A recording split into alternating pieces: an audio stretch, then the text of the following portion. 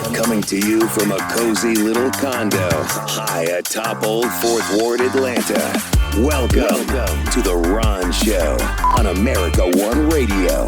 Here's your host, Ron Roberts. First, a little bit of a programming note. I'd actually planned on taking today and tomorrow off from filing podcast episodes. And, breaking news necessitated that I file something. So here's that something. We get this from WANF-TV, Atlanta News First, out of Atlanta, Georgia.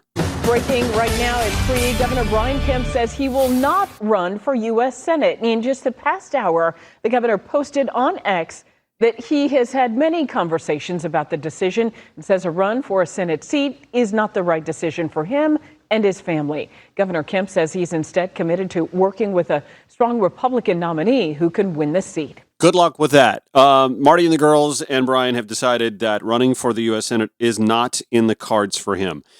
We could speculate on what that means for his long-term political future. Maybe he'll try and parlay his popularity and being in a swing state from the state of Georgia. The Republican Party will definitely want to have a candidate who can help them win a swing state in 2028. He might be able to parlay that into a presidential run.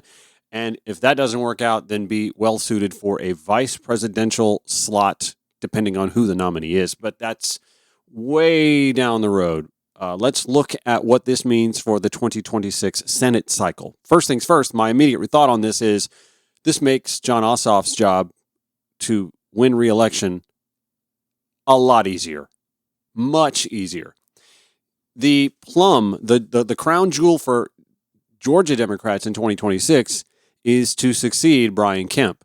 And you have Lieutenant Governor Burt Jones, you have the Attorney General Chris Carr. They're all just chomping at the bit to help their party maintain that office against whomever the Democratic nominee will be in 2026. So it leaves a lot of names bantied about for the 2026 GOP Senate run. The first name that pops to mind, because she's made it no secret that she's kind of curious about what she might want to run for in 2026 other than her congressional seat, and that would be Marjorie Taylor Greene. I think we mentioned on this show last week, and the AJC, University of Georgia's most recent batch of polling shows that outside of Brian Kemp, every other GOP name that comes up against Jon Ossoff trails Jon Ossoff. That's how powerful, that's how strong a position Governor Brian Kemp is in for not just Georgia Republicans, but swing voters, independents. He's the one GOP candidate who polls at or slightly ahead of incumbent Senator Jon Ossoff. Everyone else trails, including Marjorie Taylor Greene. We mentioned this last week. Jay Bookman, friend of the show from the Georgia Recorder, wrote an op-ed that essentially states that Marjorie Taylor Greene's act might play in her district, a very gerrymandered, very rural, very red, very under-industrialized, undereducated northwest corner of the state of Georgia. But he also believes that in a statewide race, her looking to run for anything that includes all of Georgia's voters is what he would call a fool's mission. She, by the way, has circulated a graphic on social media from the desk of Marjorie Taylor Greene. Should I run for Senate? Stating the Senate is broken, the cowards are mounting, and Jon Ossoff is terrified I might step in. He's fundraising off my name because he knows he can't win on his own, she writes. He's a traitor to our country, she writes, to our people and to our daughters, and I'm not afraid to say it, Greene opines. This would be the biggest fight of my life, and I need to know right now, would I have your support? Bookman, in his op-ed that he filed last week, writes, Brian Kemp is not a large man, but he is the big dog. The scramble doesn't start until the two-term governor says it starts. Well, it has begun. And Marjorie Taylor Greene, hours before this announcement from Brian Kemp, clearly, I'm guessing, tipped off by the Trump White House, because Brian Kemp is in his announcement said that he had spoken to President Trump before making his decision. Yeah, that's literally how I believe this all played out. Brian Kemp spoke with the Trump team the Trump team tipped off Marjorie Taylor Greene, and before Brian Kemp could even post that he wasn't running, Marjorie Taylor Greene's already out there putting out feelers. I mean, to be fair, maybe this whole conversation happened on a Signal app chat first. Who knows? So, about Brian Kemp's announcement, I'll just read it to you. Over the last few weeks, I've had many conversations with friends, supporters, and leaders across the country who encouraged me to run for U.S. Senate in 2026. I greatly appreciate their support and prayers for our family. After those discussions, I've decided that being on the ballot next year is not the right decision for me and my family. Kemp continued, I spoke with President Trump and Senate leadership earlier today and expressed my commitment to work alongside them to ensure we have a strong Republican nominee who can win next November and ultimately be a conservative voice in the U.S. Senate who will put hardworking Georgians first. Kemp concludes, I am confident we will be united in that important effort, and I look forward to electing the next generation of leaders up and down the ballot here in the Peach State who will keep our state and nation headed in the right direction in 2026 and beyond. The Atlanta Journal-Constitution's Greg Bluestein writes of the scramble now that has begun in the GOP to fill this void that Governor Brian Kemp leaves in the 2026 Senate cycle.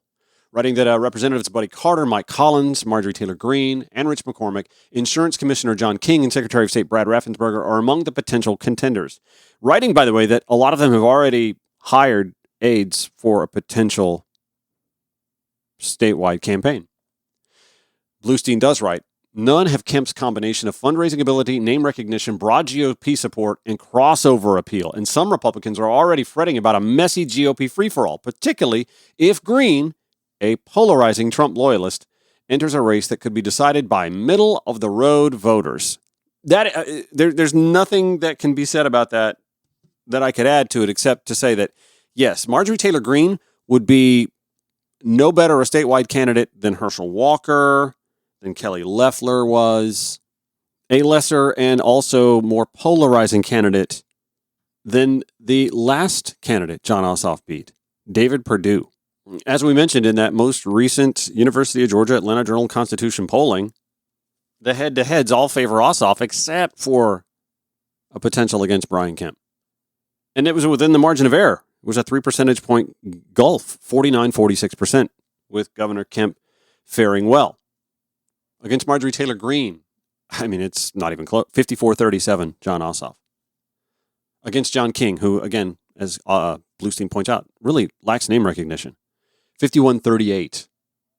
Against Brad Raffensperger, who is the one GOP candidate who you might argue would have some crossover appeal because we all know what he did in 2021. He still trails Jon Ossoff by a 48-39 margin. Brian Kemp's decision today, along with Marty and the girls, makes Jon Ossoff's job a little bit easier in 2026 while running for re-election. And while we're on the subject of Jon Ossoff, he's had a successful few days. He notably was one of the moving forces, if not the moving force behind the scenes, to see to it that the Democratic Party of Georgia would have a party chair vacancy that would need to be filled. He's the one in his campaign expressing doubts about Representative Nikema Williams, my congresswoman, being able to handle that full-time job while also being Democratic Party chair, which needs a full-time occupant, right? So over the weekend, WXIE TV 11 Live with this story. Well, the Democratic Party of Georgia has a new leader. Charlie Bailey is now officially the state party chair.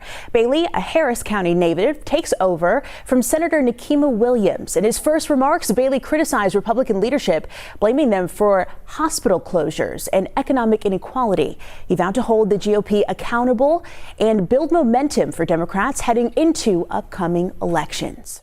So we've reached out to Charlie on many fronts. He has 2 campaign websites. I've emailed both of them. Did, I believe, get a good working phone number on him. Haven't heard back yet.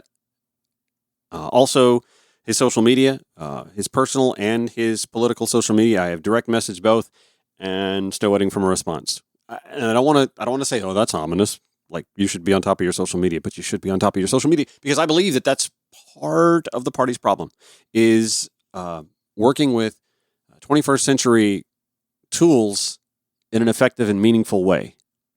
But I'm not, again, he's a busy man. He's been campaigning for the state party chair I've only been reaching out to him or trying to since, I believe, last Tuesday or Wednesday when it seemed as if all the ducks were lining up in the row. He had the endorsements lining up, including, by the way, an 11th hour endorsement from Senator John Ossoff, who, I mean, come on.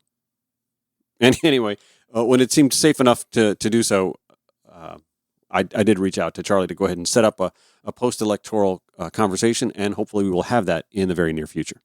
Let me take a quick break and set up the conversation with Georgia Recorder, opinion writer, Jay Bookman, who correctly predicted, by the way, that Brian Kemp wasn't going to run for a Senate seat in 2026. I don't know how he figured that out. I don't know how he knew before anybody else, but he did. He predicted this.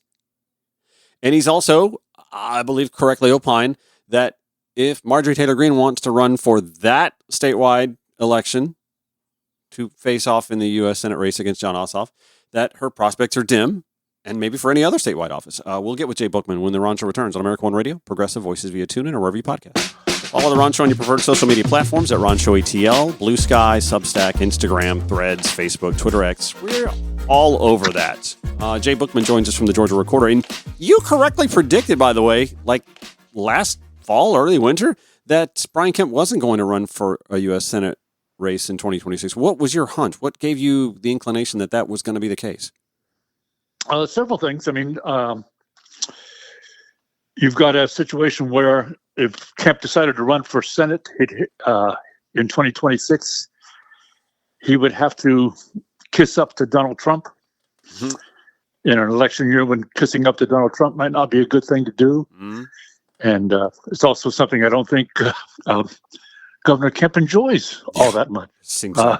Yeah, seems so. So I think that, he also knew that if he won in 2026, he'd have at least 2 years of serving as a U.S. senator under Trump, and if he has ambitions for the White House in 2028, which I think he does, that's not something he wants to have on his record. That he's. It's better to run as a former governor.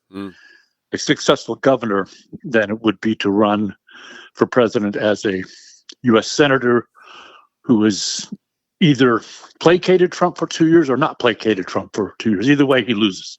Yeah, this is pretty savvy decision making. You believe he's going to make a run at the White House in 2028? I think that's his plan, yes. I mean, who knows what's going to happen between now and then, but I think that's what he's looking at, yes. What do you make of the thought of Brad Raffensperger? To me, looking at the AJC UGA polling that came out last week, he's the one that seems to have even a remote chance of taking on John Ossoff as the incumbent. But he also is going to have some of the same problems that I think Brian Kemp might have had, in that there are a lot of MAGA voters. We still see it on social media. You do, I'm sure. That there are a lot of MAGA voters who still believe that Raffensperger and Brian Kemp didn't do the right thing in 2020 with the election results and overturning Georgia's outcome. I don't think Raffensperger has a serious shot for the reasons you just described. He angered Trump. He angered MAGA. Because of Kemp's position as governor, they hated him for that. They hated Kemp as well. But since he's governor and he was a successful governor, their ability to take revenge on him, they don't have that ability to take revenge on Kemp. So I think they've directed most of that at the hapless Raffensperger.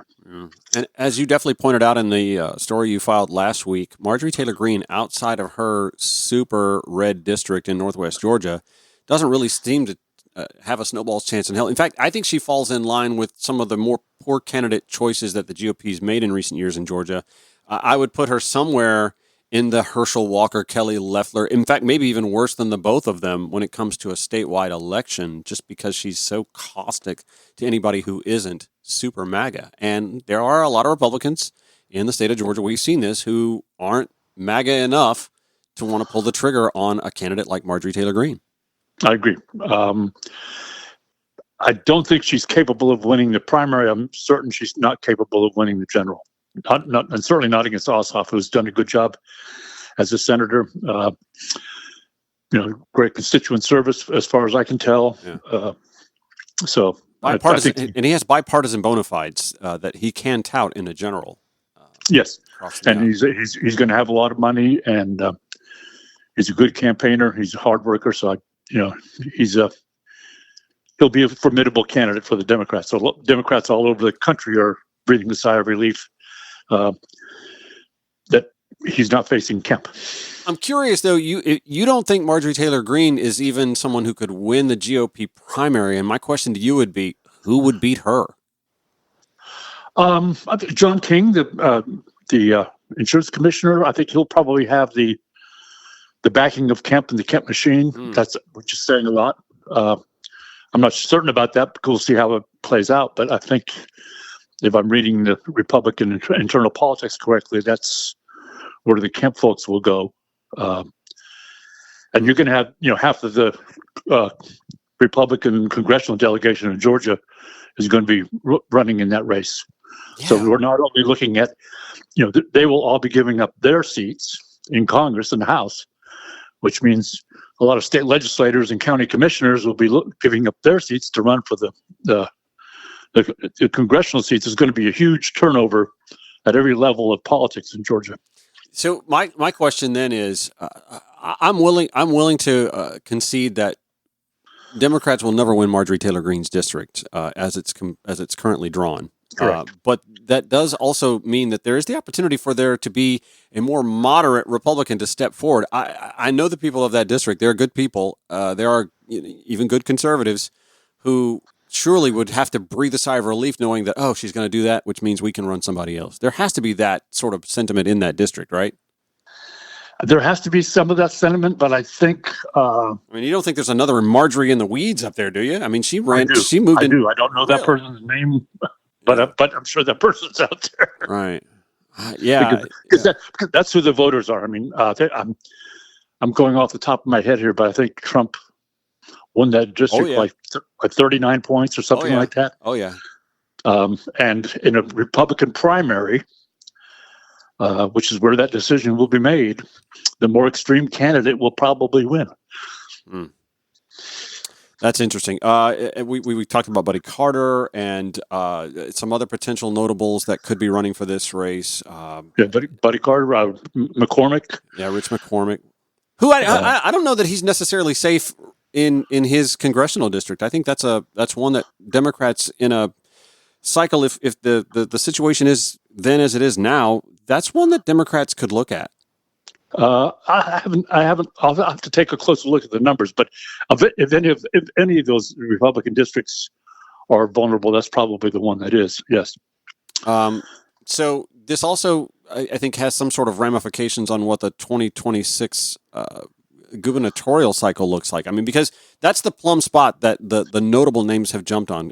Carr and Burt Jones are ready to take on what looks like right now a one-person, or maybe a two-person. I guess Casey Lyons Bottoms is going to run for this, but I don't know how serious that is. Yeah, I wouldn't think she's not a threat. I don't think to the GOP or to Jason Estevez. Either. Oh wow, yeah, yeah. Well, I guess we'll see once we start seeing some of those first fundraising numbers come in. Just how serious the ducks are lining up behind Jason Estevez race as well. Right, that the Democratic side of the governor's race is still very much undefined. Yeah. So the Democratic Party of Georgia over the weekend elected Charlie Bailey to head the party. I've got a couple minutes left. I wanted to pick your brain about that a little bit. What do you make of his ascendancy to this role? I think he's a good person for the role. He's not perceived as he's not a candidate himself. Yeah. He's a organization man. So I think that's a good choice. He's acceptable across the party. Doesn't seem to have his own personal agenda. So I think that's a good pick to quiet down what had been a controversial position. Yeah, and long roots, familiar roots in the state of Georgia as well. And as you mentioned, like the folks that lined up to endorse him, I mean, it was a broad diaspora across the ideological spectrum that is the Democratic Party. I was pretty impressed by that. Yeah, and that's what they needed. Yeah, notable that it was John Ossoff who sort of stirred the drink to see that this position was going to be vacant for someone else to be elected, and then at the 11th hour, I don't know why the 11th hour, but at the 11th hour, Ossoff decided to formally endorse him, I guess, hours before this election took place. Well, I think he didn't want to put his finger or be seen as putting his finger on the scale, and waited until it was already, everybody understood that the decision had pretty much been made, so he could bless it, so to speak. Yeah, it did inevitably do so. All right. So I'm going to share the two links to the article where you, again, correctly predict that Brian Kemp was not going to run in 2026, and also that Marjorie Taylor Greene's prospects outside of her district are pretty hollow as well. Jay Bookman, Georgia Recorder, op-ed writer, thank you so much for joining me on my off day and yours as well. You're on the lunch. I appreciate that so much. Okay. Lost in all these headlines, there was actually a town hall. Reverend Senator Raphael Warnock held a town hall, and it was a little contentious. So we'll dive into a little bit of that contention and what he had to say at the town hall as well when the Ron Show returns here on America One Radio, Progressive Voices via TuneIn or wherever you podcast. Thank you for doing so wherever you do that.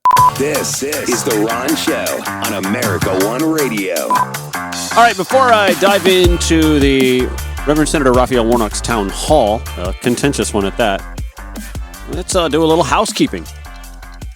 State Senator Josh McLaurin joins the show. I'm actually going to talk with him tomorrow afternoon before I catch my flight from New Orleans back to Atlanta. We'll air that conversation on Friday's Ron Show and over the weekend at Progressive Voices. He's running for lieutenant governor, announcing earlier today. He said, I'm excited to announce I'm running for lieutenant governor of Georgia. We need Democrats who fight. That means showing up, saying hard truths out loud, and refusing to comply in advance. He writes, in my 7 years in the Georgia state legislature, I built a reputation for doing just that. I'm ready to build on that foundation and help Georgia flip its statewide offices for the first time in 20 years. Josh is indeed a fighter, and he's the kind of Democrat that I've long believed the party at the state and the federal level, obviously, needed more of. During the General Assembly session, he would stand up each day and do a version of what he called Trump morning news, and would just let it be known within the General Assembly Senate chambers what the hell is going on with the Trump White House while they're in session trying to get state affairs done. He and Representative Ruel Roman actually also did I think it was near daily, if not always daily, a regular or semi-routine check-in from both chambers on the Georgia Democratic Party social media apparatus. It's one of the bright things that I saw coming out of this General Assembly session. As I opined last year when we started hearing rumblings about the state party needing a different direction in its chair, that the State Democratic Party of Georgia had done a pretty poor job, in my opinion, on its social media strategy, and they've really corrected that in a lot of ways that I'm really encouraged by. So kudos, McLaurin, throwing his hat in the ring. He's not the Democratic nominee. There could be a primary for this, right? But he's the first notable name to step forward to run for that seat. In my opinion, my eyes are still on Senator Elena Parent to see what she wants to do. I think she potentially had some statewide aspirations. But again, it's not as if Democrats in the General Assembly are in such a position that they can afford to just see all of their big names running for statewide offices only to fall by the wayside if that were to happen in 2026. I'm not trying to paint the devil on the wall, but there were a lot of good names, quality candidates running in 2020 and 2022 as well, and they fell by the wayside. And there's still movers and shakers within the state party, but sometimes you want to have your big guns in positions of power still. And it may be good to still see a senator like Elena Parent stay in the state Senate. Again, just opining. If she wants to run for statewide office, I like her. She's been on the show several times. I like the cut of her jib. I would support her, not necessarily against other Democrats in a primary situation. I'd like to see what she'd be running for and who she'd be running against. But Democrats are putting themselves in I think, a pretty strong position. I have said from the jump, I like Senator Jason Estevez. I like him for so many reasons to be the Democratic nominee for the governor's office. I think he is a formidable candidate for many reasons. And, we're hearing Keisha Lance Bottoms is forming the committee to consider yada, yada, yada. I mean, good on her if that's what she wants to do. I just happen to think from an optics standpoint, having been a one-term Atlanta mayor and having to have combated all that she did during the pandemic, civil rights protests, her and Governor Kemp's inability to ever be on the same page, I think it's going to be a bit of a drag for her to try and win over enough voters to secure the nomination. If it's an AB proposition, if it's Estevez versus Keisha Bottoms, I think Jason Estevez has the upper hand. But she's going to have the fundraising mechanism because she has friends in high places at the federal level within the DNC, and having been in the Biden administration for a little while. What else? Actor. I'm really excited about this. I mentioned Josh McLaren on the show Thursday. Actor Ethan Embry will be on the show Thursday. Very excited about this. He and longtime wife Sonny Mabry live in Metro Atlanta. He is very active on social media, very popular amongst progressives and liberals, and it's sort of a timely conversation, I think, to have because we've seen like the latest wave of religious freedom bills now signed into law here in the state of Georgia. And there was a piece that was filed in the Atlanta Journal-Constitution, Savannah Securella writing that this religious liberty bill that passed isn't all that different than the one that was passed out of the chamber in 2016, but that Hollywood activists managed to keep Nathan Deal from signing into law back then. There wasn't a whole lot of that pushback this go-round, and I'm kind of curious to pick his mind about that and why that is. Personally, I have to point out, by the way, that you've seen over the weekend Donald Trump now wants to impose a tariff on foreign-made movies that are made outside of the United States. This is just getting ridiculous. This whole tariff thing, it's so churlish and so simplistic, and thinking that it's going to solve anything. All it does is create unrest, and we've seen that with the up-down motions of Wall Street, and you're going to start seeing that with the lack of shipments coming into ports. By the way, that was the backdrop for Josh McLaren's announcement today that he's running for lieutenant governor, the Savannah port, that will soon start seeing the effects of empty cargo ships. Anyway, so Donald Trump wants to put a tariff on foreign-made movies. Well, here's the problem. A lot of the activity that had been happening in Georgia isn't happening so much anymore. And I think that had a little bit to do with the fact that there wasn't so much of a push against the religious freedom bill that popped up and got signed into law, because a lot of Hollywood isn't here anymore, or at least not as much here as was the case in 2016. The United Kingdom, by the way, is out leveraging state of Georgia and the rest of the United States when it comes to incentives. And, oh, by the way, there aren't any of those pesky social issues that are just low-hanging fruit for conservatives and MAGAs here in the United States. So Ethan Embry will be on the show on Thursday. We'll be talking to him. He and I are going to catch up at a local coffee shop and chew the fat. I'm really, really excited about that. Over the weekend, Reverend Senator Raphael Warnock held his town hall in Fulton County. I mentioned last Friday I got the email and was invited, and I had so much stuff going on. I thought I was going to have a full day of softball with my league and traveling here to New Orleans Sunday night, which, by the way, was almost a disaster, but all worked out. So Reverend Senator Raphael Warnock held his town hall. I want to give you his opening statement and a little bit of the back and forth. There were some pro-Palestinian protesters that were heard and then asked to leave because it just devolved into like a shout fest and not a conversation.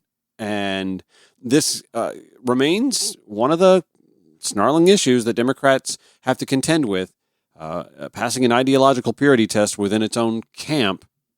And the Reverend Senator tried to do his best to walk that tightrope where he's trying to have a unifying voice. He's trying to show his support, and has, by the way, for Palestinian statehood and for dialing back Israel's aggression. But it's a lot like what Senator Ossoff had to deal with at his town hall. A woman stood up and pleading, why aren't we filing for articles of impeachment? You don't have the numbers in the House or the Senate to get anything done. So, and I would argue in some circles with the pro-Palestinian movement, we didn't win the state of Michigan because a lot of Muslim American voters decided to stay home. Anyway, here is Reverend Senator Raphael Warnock's opening statement from his town hall. So our federal workers have been fired. They've been cast aside. They've been demonized by those who are trying to use them as an excuse for giving tax cuts to billionaires. I want you to know that I'm on your side and I'm fighting for you every single day, and we appreciate you. We appreciate you.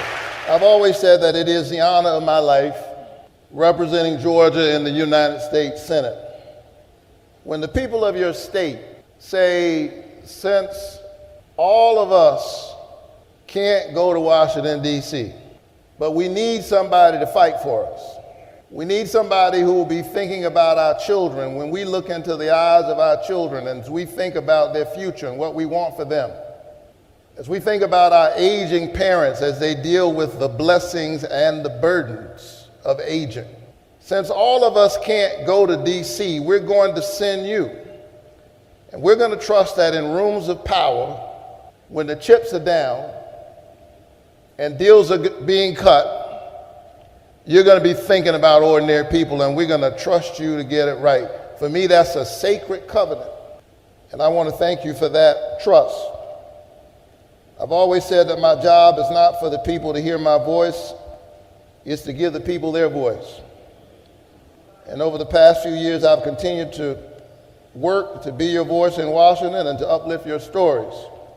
This work is more important now than it has ever been. Over the past few months, I've received a record number of calls, a record number of letters to my office. People just like you in this room have reached out from all across our state. They are fired federal workers. They are single parents worried about how they will shoulder the increasing cost of living. They are seniors who know that Social Security is not a Ponzi scheme, it's what's necessary for them to make ends meet.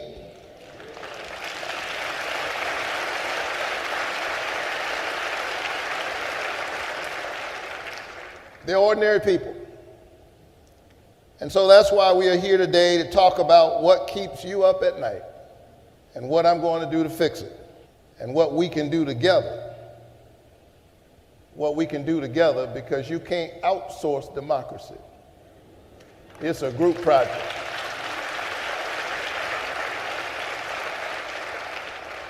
And so, let me be clear, I'm not going to sugarcoat it. These are tough times, and the obstacles seem overwhelming. We have witnessed the devastating consequences of this new administration. This has been the longest 100 days in my life. We've seen the gutting of the CDC, our world-renowned health agency that literally keeps us safe from age-old and new diseases and sicknesses. Let's hear for the CDC. We support the CDC.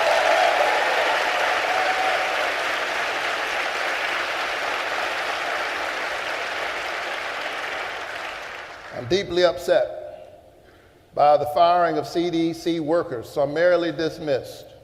I was standing with them the other day on the street, protesting with them. And some shared with me that they had literally just gotten a note a couple months ago. They had gotten a job evaluation saying, excellent job. And then they got a note said, you're fired because you're doing a terrible job. Games being played at the highest levels of our federal government. We're going to stand up for the CDC. We're going to stand up for Social Security and those who need it.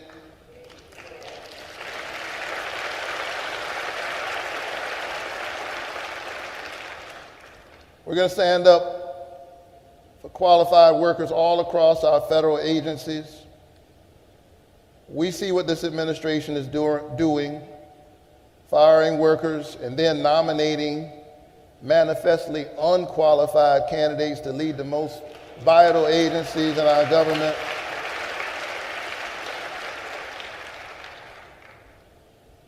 This president is unserious, playing a reckless game of yo-yo with the American economy.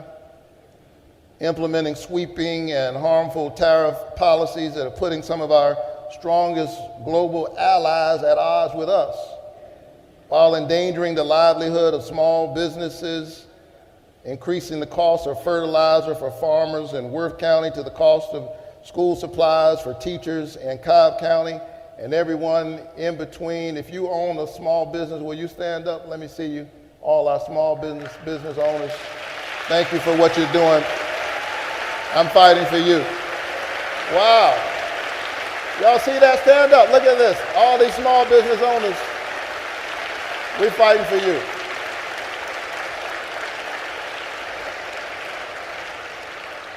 If you're a teacher, K through 12, stand up. All of our educators.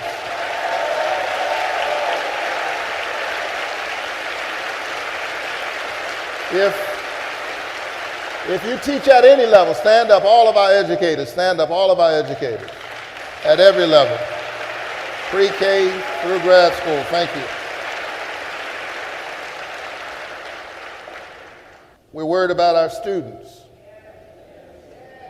At some of Georgia's most storied and premier institutions, it's a sad day when young people whose idealism, which has often propelled our country forward, are afraid to speak their minds for fear of retribution. Our immigrant communities are afraid to send their children to school, to go to work, to receive medical treatment, to worship at church, at the mosque, at the temple. It's all of this and much more. And so when it comes to tackling some of the issues that have plagued our government for decades, like eliminating government waste, I've always been ready to take a seat at the table and have bipartisan conversations. But when new research shows government spending, listen, government spending is up this quarter compared to this time last year, despite DOJ's reckless and dangerous cuts, it's clear that they're now serious about cutting government waste. And they don't have ordinary people in mind. So I will always stand up to defend vital programs and fight for policies that uplift working families. I'll continue to champion legislation like the expanded child tax credit, which I passed in 2021. And I was proud to reintroduce the child tax credit just a few weeks ago because I believe we ought to give a tax cut to ordinary people, to hardworking families, rather than billionaires. Washington Republicans seem to think that the nation's wealthiest Americans are the ones who deserve a tax cut more than hardworking families. I disagree. And I'm going to use my perch as a new member of the Senate Finance Committee to continue to fight back against these attempts.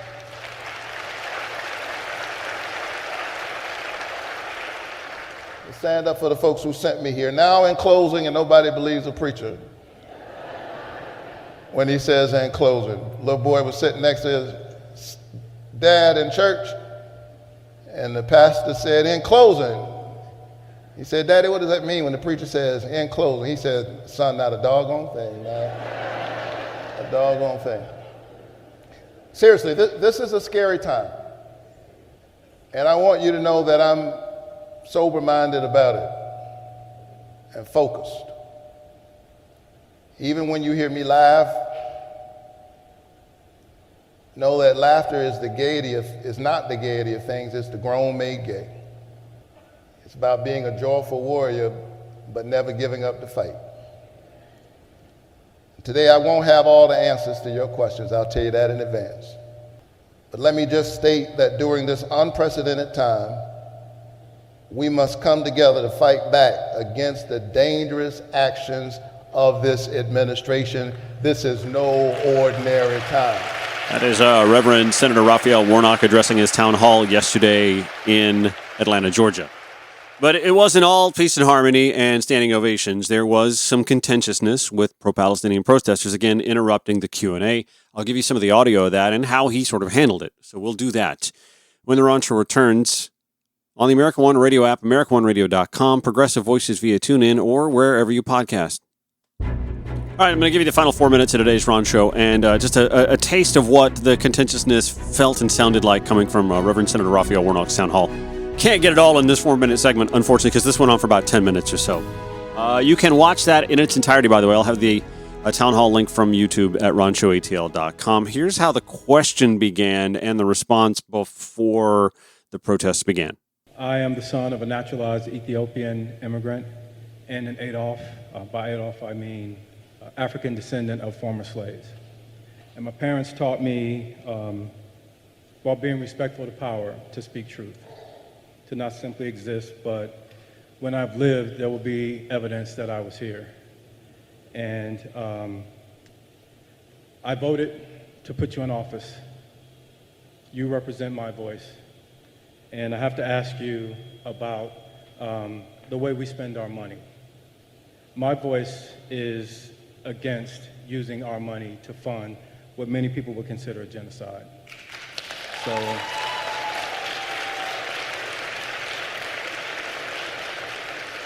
the American people seem to be against continually arming Israel as we watch them bomb Palestinians off the planet. As the descendant of an African man, I have to ask you, what side of the fence are you on? Where's your voice as it relates to stopping the continual arming of Israel? I believe in the humanity of all of God's children, and that you have to center the concerns of the most marginalized. And that's why I was one of the first in the Senate to call for a ceasefire. In addition to that, I pressed the Biden administration. I pushed the Netanyahu administration around the ways in which humanitarian aid was not even getting into Gaza. I voted to give $10 billion in humanitarian aid to Gaza. My North Star in this whole conflict is a world that embraces the children on both sides of this conflict. Because here's the thing that mortal enemies have in common. We all want our children to be okay. Now, we all do. And I said this on the floor of the Senate when I called for the ceasefire at a time when folks felt like you couldn't even say that word. We could go on and talk about this same conflict.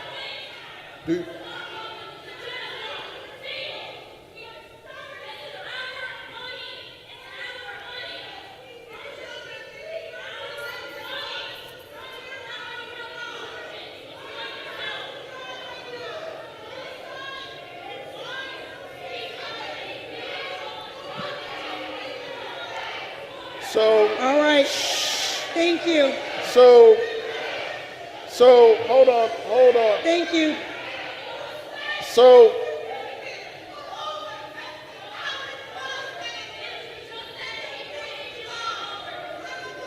all right, let's continue.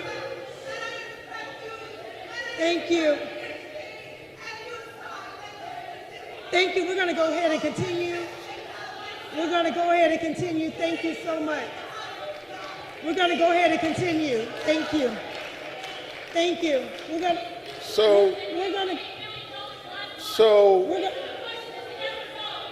to continue with the program. Do you want me to answer the question? Thank you.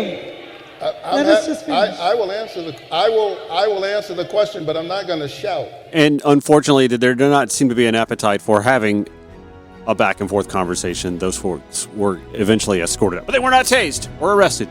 Again, I'll have the full link to that Q&A in the town hall in the show notes at ronshowatl.com. I guess we're back tomorrow, 9 a.m., 5 p.m. on America One Radio, 11 p.m. Progressive Voices via TuneIn, wherever you podcast. See you tomorrow. Take care.